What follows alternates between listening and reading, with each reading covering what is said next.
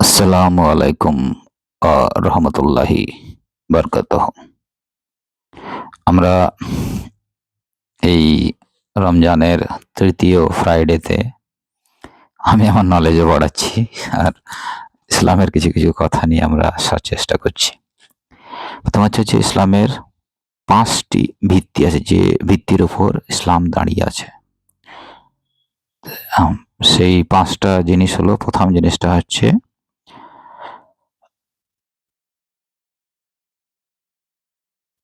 কালেমা।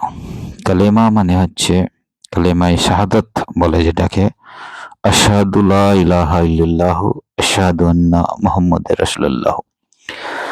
মানে আমি সাক্ষ্য দিচ্ছি যে আল্লাহ ছাড়া কোনো উপাস্য নাই, এবং এও সাক্ষ্য দিচ্ছি যে নিশ্চয় মুহাম্মদ রাসূলুল্লাহ আলাইহিস সালাম আল্লাহর বান্দা ও রসুল।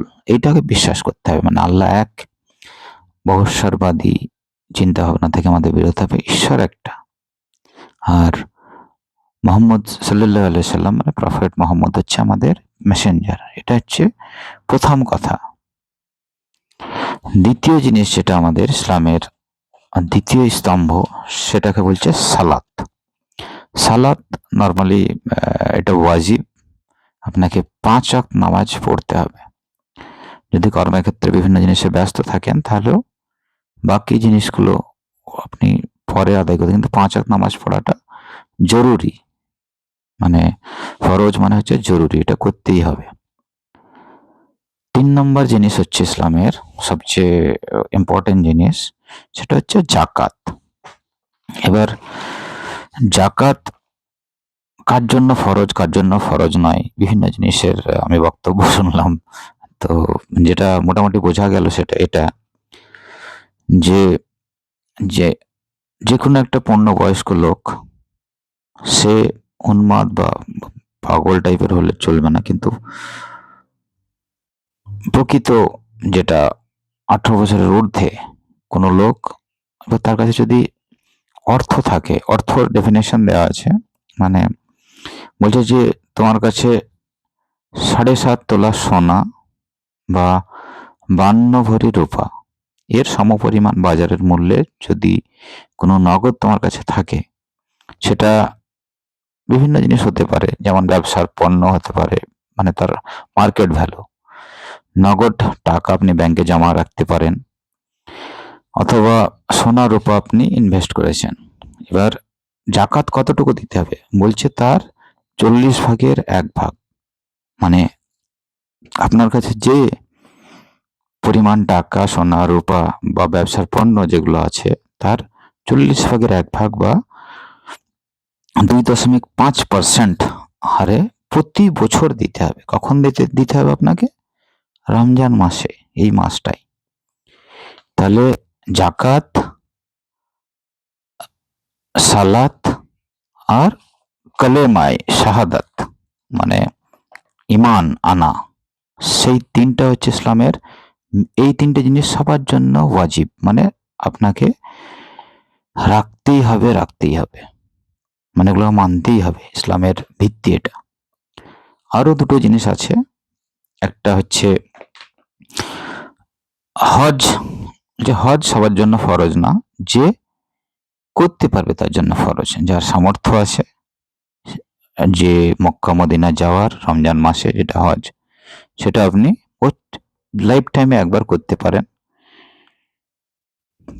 এটা যদি সামর্থ্য আছে তাহলে কম্পালসারি, যদি সামর্থ্য না আছে তার জন্য কম্পালসারি না। 5 নম্বর জিনিস ইসলামের যেটা মূল ভিত্তি, সেটা হচ্ছে রমজানের সিয়াম। রমজানের সিয়াম এটাও সবার জন্য কম্পালসারি তো বলা হয়, কিন্তু আবার যদি অসুখ হয় তো আপনার জন্য কম্পালসারি না। যদি কোনো কষ্ট থেকে থাকে, মানে মেডিকেলি কোনো যদি প্রবলেম থাকে বা ওষুধ খাওয়ানো, বিভিন্ন জিনিস আছে, বিভিন্ন সিচুয়েশনে আপনি এটা কম্পালসারি নাও বলতে পারেন। তাহলে ইসলামের যে, আবার প্রথম থেকে যদি আমরা বলি, ইসলামের 5টা ভিত্তি।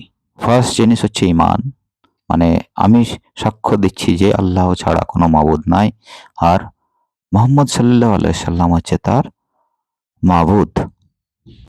দ্বিতীয় নম্বর কি হচ্ছে যে আমাদের সালাত বা নামাজ আদায় করতে 5 ওয়াক্ত নামাজ। 3 নম্বর কি হলো আমাদের?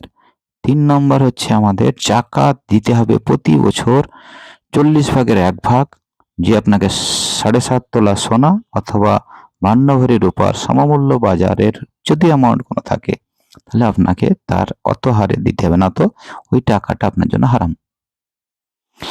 বাকি হজ আর রোজা সিচুয়েশনাল, যদি পারেন এটা কম্পালসারি, না পারেন সামর্থ্য আপনার নেই, মেডিকেলি প্রবলেম আছে, অর্থ নেই, তাহলে হজ আর এই রমজান, এই দুটো আপনাকে অপশন দেওয়া আছে।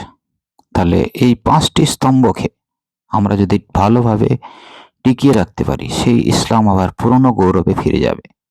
তাই আমি দোয়া করব যেন আমরা সবাই যেন এই সালাত, ইমান আর যাকাত, এই 3টা জিনিসের মধ্যে প্রাত্যহিক জীবন পরিচালনা করতে পারি। আসসালামু আলাইকুম ওয়া রাহমাতুল্লাহি ওয়া বারাকাতুহু। সবাই সুখে থাকুন। আমিও শিখছি, হয়তো ভুলভ্রান্তি কিছু হলে কমেন্ট করবেন। জিনিসটাকে আমরা কারেক্ট করার চেষ্টা করব। আমি ইসলামের জ্ঞান নেওয়ার চেষ্টা করছি নিজে বই পড়ে। Thank you. Bye bye. খোদা হাফেজ।